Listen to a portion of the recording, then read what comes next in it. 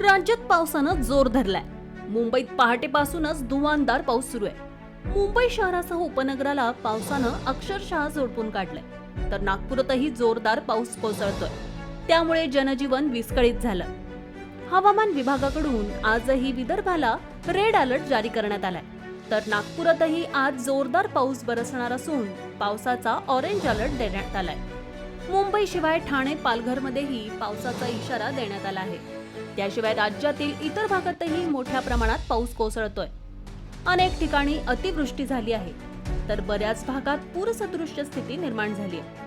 आज सोमवारी म्हणजेच 22 जुलै रोजी राज्यात मुसळधार पावसाचा अंदाज व्यक्त करण्यात आला आहे. या दरम्यान काही जिल्ह्यांमध्ये अतिवृष्टी होण्याची शक्यता आहे. तर अनेक ठिकाणी प्रशासनानं खबरदारी म्हणून यंत्रणांना अलर्ट राहण्याच्या सूचना दिल्या आहेत.